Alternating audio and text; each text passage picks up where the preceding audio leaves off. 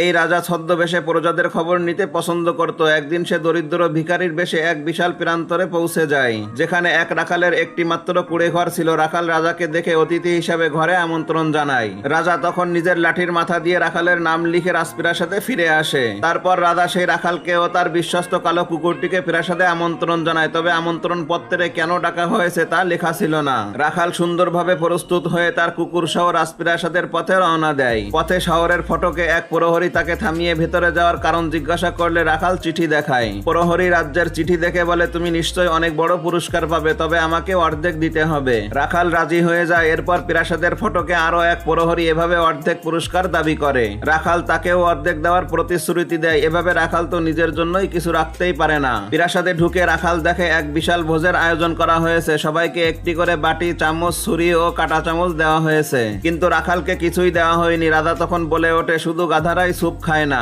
সবাই চামচ দিয়ে স্যুপ খেতে শুরু করে, কিন্তু রাখালের কাছে চামচ ছিল না। তখন সে নিজের রুটিকে চামচের মতো বানিয়ে স্যুপ খেতে শুরু করে। শেষে রাখাল বলে, আপনি বলেছেন শুধু গাধারাই স্যুপ খায় না, আমি বলি শুধু গাধারাই চামচ খায় না। বলেই সে রুটির তৈরি চামচ খেয়ে ফেলে। রাজা ও অতিথিরা সবাই হেসে ওঠে। খাওয়া দাওয়া শেষ করে রাজা রাখালকে বলে, পুরস্কার হিসাবে তুমি যা চাইবে তাই পাবে। কিন্তু রাখাল রাজাকে বলে, আমি চাই আমাকে লাঠি দিয়ে 50টা আঘাত করা হোক। রাজা অবাক হয়ে বলে, কেন? রাখাল বলে, আমি রাজপ্রাসাদে আসার সময় 2 প্রহরী আমার কাছ থেকে আপনি যা দিবেন তার অর্ধেক অর্ধেক ভাগ চেয়েছে। এখন তাদের প্রত্যেককে 25টি করে আঘাত দিয়ে দিন। তখন রাজা রাখালের বুদ্ধিমত্তায় খুশি হয়ে তাকে যথার্থ পুরস্কারে সম্মানিত করে।